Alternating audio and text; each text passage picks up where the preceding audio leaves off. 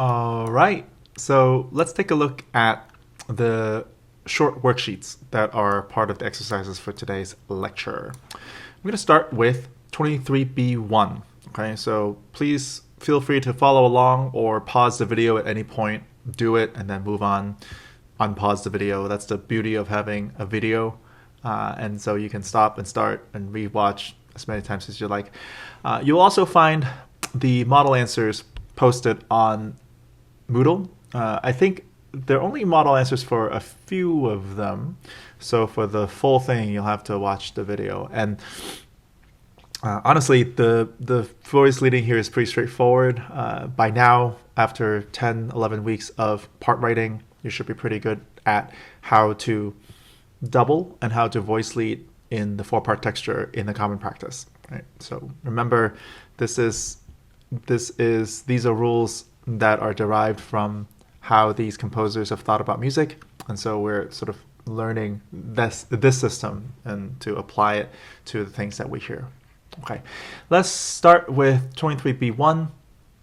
So the instructions here, each of the following, the 6/4 chords are identified by their specific function rather than by their Roman numeral. So pass for passing, ped for pedal, and arp for arpeggiated, and kid for cadential 6/4.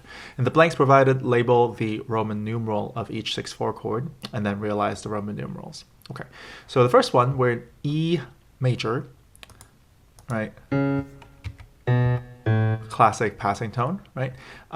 And notice that actually the bass goes mi, re, do, and I do have a do here in the tenor, right? So probably it's a good bet that we can do a voice exchange. Now, for the passing 6/4 and the pedal 6/4, both of them, generally you will double the bass.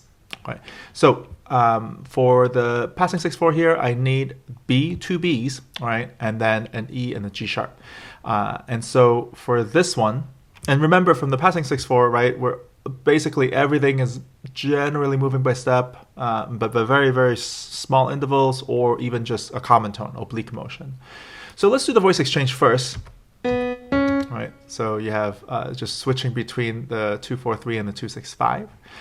Between the 2/4/3 and the 1/6/4, I actually have the E as a common tone, and then in fact the E continues to be the common tone here as the 5th of the chord. Right, and then for the second chord, all I need is the G sharp. I'm going to come back to the F sharp. Let me change the tempo here so we can take a listen together. Right, so without context of the whole thing, it sounds a little odd, but of course those are the 2/7 chords, and we're using a passing 6/4. Next, this is a pedal 6/4. All right, if a pedal 6/4 with a C sharp in the bass, that means this is going to be an F sharp minor triad in second inversion. So I'm going to write the little I for 1/6/4. The pedal is already there for you, right? So now we're just using neighbor motion. So G sharp goes to A, goes to G sharp, E sharp goes to F, goes to goes to E sharp. C is just a common tone, right? So let's take a listen. Right, it's very, very classic. Finally, I have a passing 6/4 here in this first system with the F. That means that this is going to be some kind of a B flat triad in second inversion, right? So then in the context of E flat, of course, that's a 5/6/5. Okay, again, whenever you're using 6/5 chord, please label it. You have to label it. Okay, so in this case, this is a passing 6/4 chord. Now, I need a B flat, a D, and an F. Remember that in general, you will be doubling the bass. So, and also notice another wonderful opportunity for a voice exchange, E flat, F, G. The next one, right? So I could hold the B flat here as a common tone. However, then the problem is that I am sort of running out of space between this note and this note to put something in the tenor, and I still need the D, the third, which I absolutely do need. So instead of keeping the common tone in this case, I'm going to skip it up to a D, and then I'm going to move the tenor up to the B flat. And then here, I'm going to keep the common tone and just resolve the D, the leading tone, to the B flat. So this is what this sounds like. Right? Moving forward, let's take a look at D. Right. So D, let's pull this up here. First one's in G major, 1-6, passing 6-4 to 1. All right, so now the book is giving you less and less information, right? So it's a passing 6-4 going to 1. I know it's going to go to 1, so I'm going to put the 1 here. Of course, the passing note is going to be A. And with A as the bass, as a 6-4 chord, of course, it's going to be a 5 chord. Notice that I have another opportunity for voice exchange. So seeing as how we all think contrapuntally in this class, right? G, A, B. So you have do, re, mi, and mi, re, do. Beautiful counterpoint between the top and the bottom. Now, for the alto, you're welcome to hold the common tone here. And then finally, I still need an F sharp. So that's the easiest and closest way to voice lead this is from the G to the F sharp back to the G. Right? You could have, I suppose, have the F sharp up here, but then it wouldn't be as smooth. Why don't we just keep the D in the alto and then also G to F sharp to G? And this is what this sounds like. Moving forward to E flat, right? E flat. This is E flat major, right? So this is going to be a passing 6-4 going to 1-6. Same strategy here, right? Right, B, E flat, F, G, so that it results a 5-6-4. Here, basically the same way we're doing this. Let's start with the possible voice exchange here, right? So in the soprano,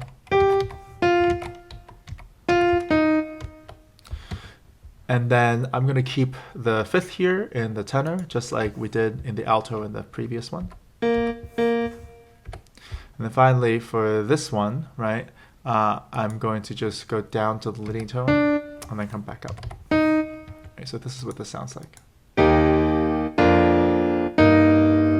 Perfect. Finally, for this section, I have a 5 chord going to, it will be a 1-6-4 to 5-7.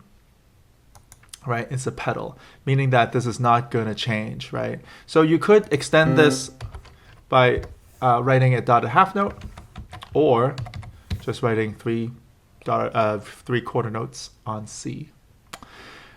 We're going to use stepwise motion here, basically going to double the bass. So here, let me add the bass. So now I just need the F and the A. Of course, the easiest thing to do is to step it up to the F and A neighbor motion. And of course, it would naturally want to come back down. And then I will continue to, I was going to add the C here, but of course, notice that the chord changed to 5-7. Of course it could, so we have 5 going to 5-7, right? So we are then very simply going to just add the 7th to the chord. Here's what this sounds like. Right? Adds a little bit more interest. Right? For G, I'll go over G here just to give you an idea, right? So again, because this combines a few different things. So let's take a look at it together. I have a flat major. We're in A flat major. We're going from 1 to 1-6. By the way, this is going to be in keyboard format. Also useful to remind yourself how to do keyboard format. And the passing tone, of course, here is going to be B flat. B flat is the 5th. So then we're looking at E flat as the root, right? So this is a 5-6-4 chord. From here, I have 5, right, as the E flat. And then, of course, this is a pedal 6-4. And we've seen before with E flat as the bass. This is the 5th of a triad, the 1 triad, of course, then this is a 1-6-4 chord. So here I'm just going to extend this by using the right bracket on your keyboard all the way, and the maximum it can let you do is the half note because you can't fit a whole note in there, right? So to extend this completely for the 3 beats, just press full stop or period on your keyboard, and then you'll have a dotted half note. From here, we have an arpeggiated 6-4, but we start with 1. A few different ways you can do this.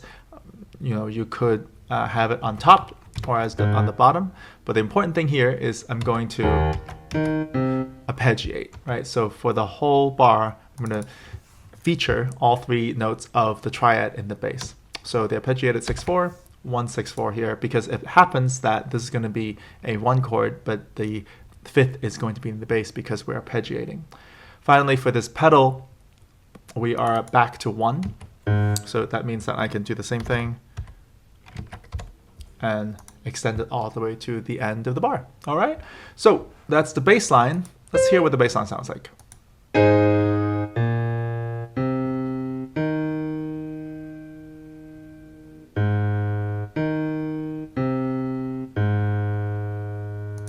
Excellent. So now let's fill in the blanks, right? So we've had some practice with the previous one, so now we're sort of applying this now in a different, slightly different keyboard style, but you can do it, right? So notice that a few different possibilities here, but notice that again we have a possibility for a voice exchange in the soprano, right? Right, mi, re, do. For this one, I still need a. I will likely double the B flat, which I did, so I still need the E flat and the G. The E flat I will stay in the tenor, and then so I'll just step down the G from the alto. Right. Next, I need a 1/6. I have a C. I have an A flat. A flat is from the soprano, and since I have a leading tone here in the alto, right? So I can add another A flat, right? You can do that by doing Shift A flat. And then finally, I'm going to add the E flat as well, right? You could have dropped down the G down to the E flat, right? Because this is an inner voice. But however, then you'll probably be, the tenor will be doubling E flat. Now, it doesn't really matter because we're in keyboard style. You can't really hear the doubling. But to reinforce the idea that we generally want to, if possible, I think double the root in as a stronger way of doubling a chord, great. But as we've talked about before, a chord in first inversion, you essentially can double anything except for tendency tones and except for things that would create dissonances, melodic or harmonic dissonances. Okay, good. So then, you're still with me? Excellent. Let's keep going. So this is going to be the 5 chord. And so that's the easiest way to voice that. Right, so you have a leading tone here on top. Now this pedal, right, that means that generally we are doubling the bass. In this case, it'll be the alto, right? And then we're just moving in neighbor motion for the other voices. So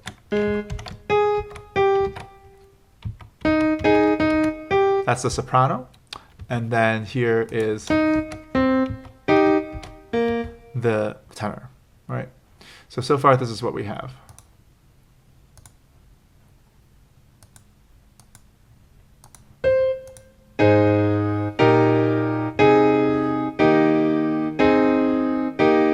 All right. Now, this is going to be arpeggiation, right? So this is sort of the opposite of the pedal. So instead of the pedal holding, the chord's going to hold, right? So we're just needing a just a regular A flat major chord, right? And then we're arpeggiating the bass. Finally, we will end with, now you notice that the worksheet already split this into 2 different voices, reminding you that this is going to be a pedal 6/4. Oh, I forgot to write down this pedal 6/4. Of course, the tonic in the bass, right, here means that this is a 4 chord in second inversion, right? So the root here, of course, is D flat. So I'm just going to write 4/6/4 here, okay? And then let's put in the rest of our notes. So this is going to be the C and the E flat. We're going to move it up to D and F, and then back down to C and E flat. And that should be the chorale that we need. Let's take a listen.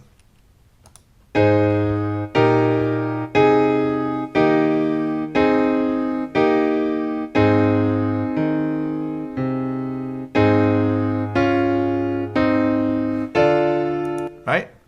I'll leave the D minor on your own. You can take a look at the answer key, okay? And basically the same idea. Take a look at, just remember that in minor, of course, we need the leading tone. So watch out that it doesn't occur in such a way that gives you any voice leading issues, okay?